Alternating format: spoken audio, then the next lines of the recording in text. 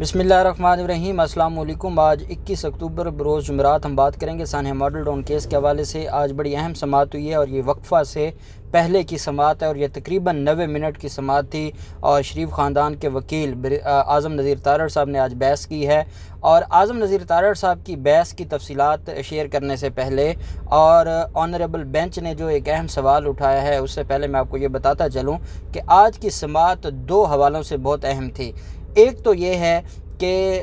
جو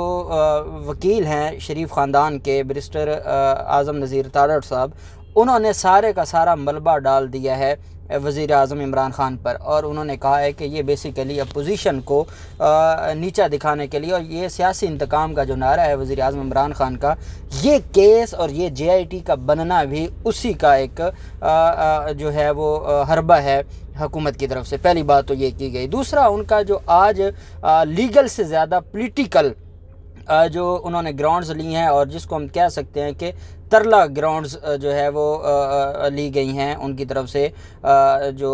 اعظم نذیر تارڑ صاحب ہیں ان کی طرف سے۔ 7 رکنی بینچ تھا چیف جسٹس امیر بھٹی صاحب کی سربراہی میں، اور چیف جسٹس صاحب کے کمرہ عدالت میں کیس پر سماعت شروع ہوئی۔ پورے 10 بجے کمرہ عدالت میں سماعت شروع ہو گئی تھی۔ اعظم نذیر تارڑ صاحب نے اپنی بحث شروع کی تو اعظم نذیر تارڑ صاحب نے عدالت کو یہ کہا، آج قاضی فائزہ صاحب کے کیس کا جو ہے وہ حوالہ بھی دیا ہے لیگی وکیل نے، اور جو عدالتوں کے فیصلے ان کے اوپر بھی سوالات اٹھائے ہیں لیگی وکیل نے، وہ بھی میں آپ کے ساتھ شیئر کروں گا۔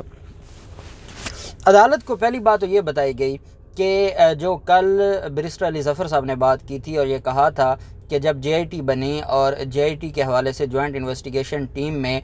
جو پاکستان عوامی تحریک کے لوگ ہیں یا جو گواہان ہیں، یہ عدالت میں جے آئی ٹی کے سامنے پیش نہیں ہوئے انویسٹیگیشن میں، اور کیونکہ یہ انویسٹیگیشن میں پیش نہیں ہوئے اور اس کی وجہ یہ دی بیرسٹر علی ظفر صاحب نے کہ ان کے خلاف 58 ایف آئی آرز تھیں، تو یہ خوف میں تھے کہ اگر ہم جائیں گے پولیس کے سامنے اور پولیس والے ہمیں پکڑ کے بٹھا دیں گے، یا ہمارے خلاف جو مقدمے درج ہیں، جو نامعلوم ایف آئی آریں درج ہیں، دہشت گردی کے مقدمات ہیں، قتل اور اقدام قتل کے مقدمات ہیں، تو ان میں ہمیں یہ بٹھا لیں گے۔ اس پر اعظم نذیر تارڑ صاحب نے عدالت کو کہا کہ جناب یہ جو 58 جو ایف آئی آرز تھیں وہ ان لوگوں کے خلاف نہیں تھی جو اس وقوعہ کے آئی وٹنس تھے یا جو اس وقوعہ کے گواہان تھے، بلکہ وہ ایف آئی آرز تھیں جب اس دن وقوعہ ہوا تو اس وقوعے کے بعد خوشاب میں روڈ بند ہو گئے، میاں والی میں، بھکر میں بند ہو گئے، موٹر وے بند کر دی، راول پنڈی میں بند ہو گئے، تو وہ ان لوگوں کے خلاف مقدمات تھے، تو ان لوگوں کے خلاف مقدمات میں ان کا کوئی لینا دینا نہیں تھا۔ اس وجہ سے جناب کو یہ بھی دیکھنا ہوگا کہ کیا آیا جو یہ پلی لی گئی ہے کہ ہم تو اس وجہ سے انویسٹیگیشن میں پیش نہیں ہوئے، یا جوائنٹ انویسٹیگیشن ٹیم کو ہم نے جوائن نہیں کیا کیونکہ ہمیں خطرہ تھا کہ ہمیں گرفتار کر لیا جائے گا، اس کے ریبٹل میں یہ جواب دیا اعظم نذیر تارڑ صاحب نے۔ اعظم نذیر تارڑ صاحب نے کہا کہ for the sake of arguments ہم مان لیتے ہیں کہ یہ پولیس سے خوف زدہ تھے۔ جب جوڈیشل انکوائری بنائی گئی اور جوڈیشل کمیشن بنایا گیا اور جسٹس علی باقر نجفی صاحب اس کو ممبر تھے، اور وہ جوڈیشل انکوائری میں ان کو اپوائنٹ کیا گیا، اور اسی عدالت میں اس پر سماعت ہوتی رہی اور اسی عدالت میں وہ انکوائری کرتے رہے، اور اعظم نذیر تارڑ صاحب نے کہا کہ میں خود ان کے سامنے پیش ہوا، میں نے آرگومنٹس کیے، ہمارے سارے کے سارے جن کے خلاف الزامات ہیں وہ سارے کے سارے لوگ پیش ہوئے، لیکن ان سارے لوگوں کے ملزمان کے پیش ہونے کے بعد جو مدعی پارٹی ہے یا جو گواہان ہیں وہ نہیں پیش ہوئے، تو وہ وہاں بھی جو ہے وہ گھر بیٹھ گئے، اور انہوں نے کہا، انہوں نے رونا دھونا شروع کر دیا، اور وہ اس انکوائری میں بھی پیش نہیں ہوئے۔ اور چلیں اگر پولیٹیکل پولیس والے انویسٹیگیشن میں ساتھ نہیں دے رہے تھے یا پولیس والے اس وقت کی موجودہ حکومت کو مان رہے تھے، تو پھر بتائیں یہ انکوائری میں کیوں نہیں پیش ہوئے؟ جو جسٹس علی باقر نجفی کمیشن تھا اس کے سامنے کیوں نہیں پیش ہوئے؟ اس کا جو جواب ہے بیسیکلی تو وہ جواب یہ بنتا ہے کہ دیکھیں علی باقر نجفی صاحب کی کمیشن رپورٹ پہلے تو انہوں نے پبلک نہیں کی، اگر انہوں نے پبلک کی تو پبلک ہونے کے بعد انہوں نے اس کو بطور ایویڈنس، یہ وزیر اعلیٰ کے پاس اختیار تھا، پروسیکیوشن کے پاس اختیار تھا کہ اس باقر نجفی کمیشن رپورٹ کو بطور ایویڈنس عدالت میں سبمٹ کروایا جائے اور چلان کا حصہ بنایا جائے۔ جب آپ نے وہ ایک انکوائری کمیشن بنایا، اس کی رپورٹ آ گئی اور آپ نے اس کو ردی کی ٹوکری میں پھینک دیا، کیونکہ آپ پروسیکیوشن تھے، آپ چیف منسٹر تھے پنجاب کے، تو آپ نے تو اس کو ایویڈنس ہی نہیں بننے دیا، تو اس میں پیش ہونا نہ ہونا کیا، اس کا فائدہ کیا تھا؟ کوئی فائدہ نہیں تھا۔ وہ آئی، لوگوں کو ضرور پتہ چلا کہ وہ 16 جون کی میٹنگ میں یہ سارا کچھ ڈیسائیڈ ہوا اور یہ قتل عام باقاعدہ پری پلان طریقے سے ہوا۔ نجوی صاحب کی رپورٹ میں یہ ساری چیزیں ضرور آئیں، لیکن اس کی ایویڈینشلی ویلیو تو کوئی نہیں ہے، اس کی جو ایویڈنس میں ویلیو ہے یا اس کو بطور ایویڈنس تو پیش ہی نہیں کیا گیا۔ بہرحال یہ نقطہ بھی اٹھایا اعظم نذیر تارڑ صاحب نے۔ اعظم نذیر تارڑ صاحب نے تیسرا جو نقطہ اٹھایا عدالت میں وہ یہ تھا کہ جس دن عدالت میں اس کیس پر سماعت ہوئی سپریم کورٹ میں، اس دن ڈاکٹر طاہر القادری نے 8 سے 10 منٹ بحث کی اور انہوں نے عدالت کے سامنے فیکٹس رکھے اور ان کے وکیل بھی ساتھ تھے، لیکن بحث جو ہے وہ ڈاکٹر طاہر القادری نے خود کی۔ ان کی بحث کے بعد جو وہاں پر موجود ایڈوکیٹ جنرل پنجاب تھے وہ کھڑے ہو گئے اور انہوں نے اپنی کنسنٹ دے دی اور اس بنیاد پر یہ فیصلہ ہو گیا۔ ان کا یہ کہنا ہے کہ یہ درخواست پہلے بھی دے سکتے تھے جب جے آئی ٹی ان کی بات نہیں سن رہی تھی، انویسٹیگیشن میں ان کو کوئی سنتا نہیں تھا، انویسٹیگیشن ان کے وہ نہیں تھی، ان کے ریلیونٹ نہیں تھی، یا یہ سمجھتے تھے کہ یہ پارشل نہیں ہے، پارشل ہے، امپارشل نہیں ہے جو جے آئی ٹی کے ممبران ہیں۔ اور تنزن یہ بھی کہا کہ 2 ممبران تو وہ تھے نا جن کی یہ تعریف کرتے ہیں، وہ آئی ایس آئی اور ایم آئی کے نمائندے کی بات کر رہے ہیں کہ 2 ممبران تو تھے نا، چلو 3 ممبران ٹھیک نہیں تھے تو یہ اس وقت چیلنج کرتے۔ یہ حکومت کی تبدیلی کے بعد کیوں درخواست دی گئی؟ حکومت کی تبدیلی کے بعد کیوں یہ سارا کچھ کیا گیا؟ یہ ان کی طرف سے درخواست ہے۔ یہ حکومت تو پہلے ہمارے خلاف، شریف خاندان کے خلاف بیٹھی ہے تیار۔ اب جب ایک اپوزیشن لیڈر ہے قومی اسمبلی میں، ایک اپوزیشن لیڈر ہے پنجاب اسمبلی میں، ایک ایم این اے ہے، باقی سارے کے سارے اس وقت اپوزیشن میں بیٹھے ہیں، اس وقت کیوں کارروائی کی؟ اس وقت کیوں انہوں نے جے آئی ٹی بنائی؟ جب یہ انہوں نے اپنا سیاسی انتقام شروع کر دیا تھا۔ تو اس پر عدالت کو کہا کہ جناب یہ جو معاملہ ہے، یہ معاملہ اس وجہ سے درست نہیں ہے کہ یہ تو وزیر اعظم عمران خان اپنا بدلہ لے رہے ہیں، وہ تو اپنا جو غصہ ہے وہ نکال رہے ہیں شریف خاندان پر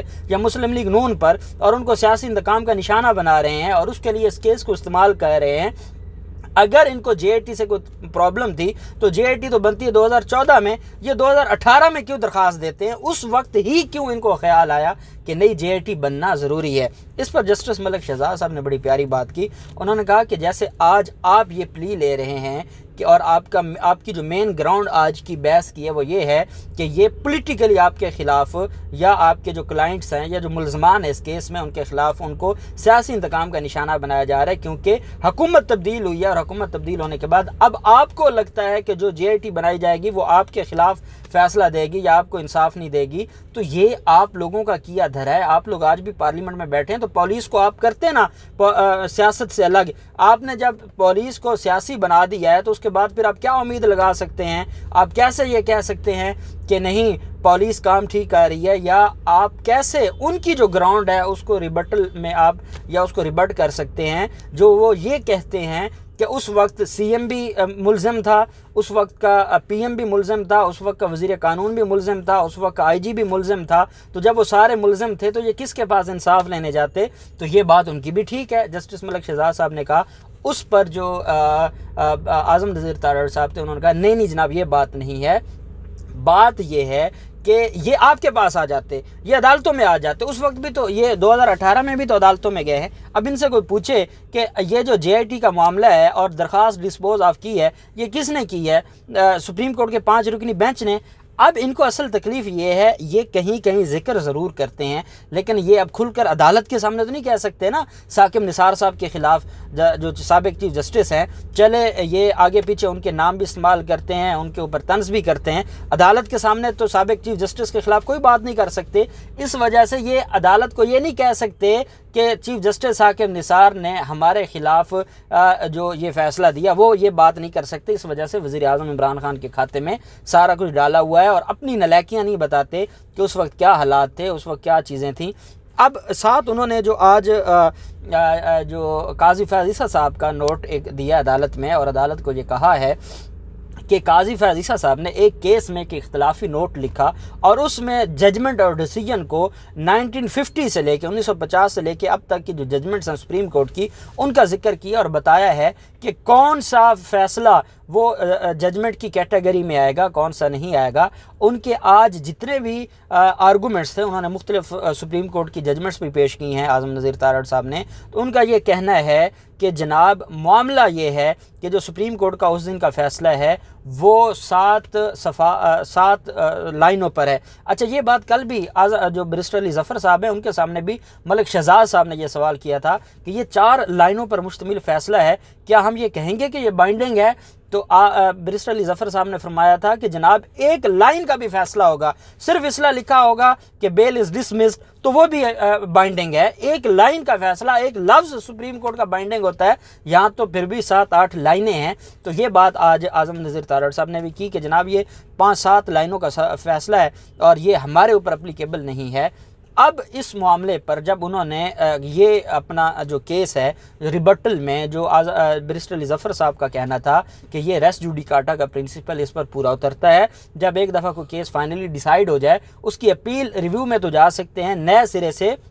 نچلے فورم پر اس کو چیلنج نہیں کیا جا سکتا۔ اس کے ریبٹل میں انہوں نے کہا ہے کہ یہ جو فیصلہ تھا یہ بیسیکلی وہ فیصلہ تھا ہی نہیں جو ریس جوڈیکاٹا کے پرنسپل کے تحت ہے، ان میں جو 2-3 انہوں نے ججمنٹس دی ہیں وہ ایریلیونٹ ہیں اور وہ ان ججمنٹس کا اس کیس کے ساتھ تعلق نہیں تھا، لیکن اب ان کے پاس کچھ کہنے کو ہے نہیں، یا منت ترلا گراؤنڈ ہے یا پولیٹیکل گراؤنڈ ہے اور کوئی گراؤنڈ نہیں بچی۔ اب ان کی جب بحث مکمل ہوئی تو بیرسٹر علی ظفر صاحب روسٹم پر تشریف لائے۔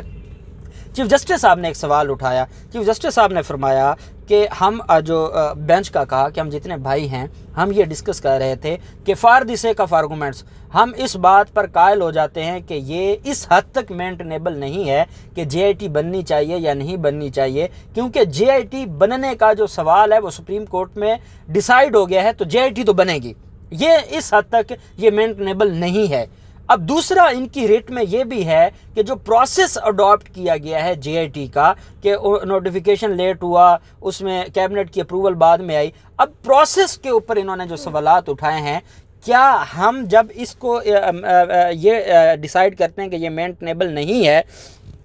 ان کا جو سوال ہوگا پروسیس کا کیا وہ بچ جائے گا یا وہ بھی اس کے ساتھ اڑ جائے گا؟ اس کی چیف جسٹس صاحب نے یہ مثال دی کہ اگر ہم اس حد تک تو یہ بات ڈیسائیڈ ہو جاتی ہے کہ جے آئی ٹی بنے گی، جے آئی ٹی بن سکتی ہے اور یہ سپریم کورٹ فیصلہ دے گئی ہے، اب آ جاتی ہے کہ یہ جو جے آئی ٹی بنی تھی یہ ٹھیک تھی یا نہیں، جے آئی ٹی پروسیس کے تحت بنائی جائے، یہ سوال آ جاتا ہے۔ تو انہوں نے کہا کہ اگر ہم اس ریٹ کو خارج کر دیتے ہیں کہ یہ مینٹینیبل نہیں ہے اور اس سوال کو ہم چھوڑ دیتے ہیں تو پھر یہ دوبارہ آئیں گے اور یہ کہیں گے کہ چلیں اس حد تک تو ہمارا کیس خارج ہو گیا کہ یہ جے آئی ٹی بن سکتی ہے، وہ تو عدالت نے کہا کہ وہ بن سکتی ہے، سپریم کورٹ کا فیصلہ ہے۔ اب اس طرف آ جائیں کہ یہ جو پروسیس اڈاپٹ کیا گیا یہ درست ہے یا غلط ہے، تو اس پہ چیف جسٹس پہلے بھی کہہ چکے ہیں کہ اگر پروسیس غلط ہوگا وہ پروسیس ٹھیک کر کے پھر بنا دیں گے، اس میں کون سی کوئی سائنس ہے، اور وہ جو انویسٹیگیشن پہلے انہوں نے کی ہے وہ کوئی ضائع تو نہیں ہونی، وہ تو ڈاکومنٹس ہیں۔ تو یہ سوال اٹھایا جس پر بیرسٹر علی ظفر صاحب نے کہا کہ پہلے مینٹینیبلٹی کو دیکھ لیں، اس کے بعد یہ سوال ان کا رہنا ضرور ہے، یہ ہم اس کو ڈینائی نہیں کہہ رہے کہ یہ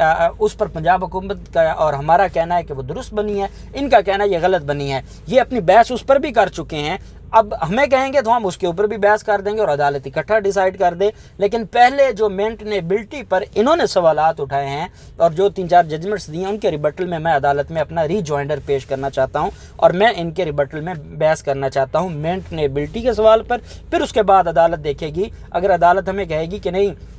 جو پروسیس ہے اس کے اوپر بھی ساتھ بحث کر دیں اور عدالت اکٹھا ڈیسائیڈ کر دے، وہ بھی جناب جو حکم کریں گے، ان کی بحث ہو چکی ہے، میں تھوڑی دیر مجھے ملے گی میں اس کے اوپر بھی بحث کر دوں گا اور اس کو وائنڈ اپ کر دیں گے، یا اگر عدالت یہ سمجھتی ہے کہ یہ مینٹینیبل نہیں ہے تو پھر یہ نئے سرے سے اگر کوئی درخواست دائر کرنا چاہتے ہیں، یہ جو جے آئی ٹی ہے وہ اپنا کام شروع کر دے گی، یہ نئے سرے سے اس کو اگر چیلنج کرنا چاہیں گے تو اس کو پھر ہم قانون کے مطابق اس کا بھی جواب دیں گے، تو وہ الگ معاملہ ہے۔ اس پر عدالت نے سماعت جو ہے وہ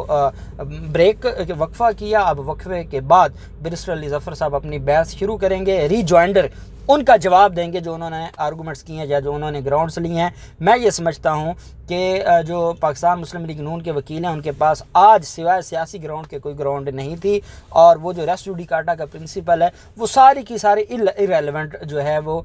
ججمنٹس کا ذکر کر رہے تھے، جس کا ریبٹل ابھی بیرسٹر علی ظفر صاحب دیں گے، اور اس کے بعد کیا عدالت پہلے اس کویسچن کو ڈیسائیڈ کرتی ہے یا اکٹھا ڈیسائیڈ کرتی ہے؟ اس پر عدالت آج کیا فیصلہ دیتی ہے وہ بھی میں آپ کے ساتھ شیئر کروں گا، اور وقفے کے بعد علی ظفر صاحب کے جو آرگومنٹس ہیں وہ بھی میں آپ کے ساتھ شیئر کروں گا۔ اللہ پاک پاکستان گامی و ناصر ہو۔ بہت شکریہ، اللہ حافظ، پاکستان زندہ باد۔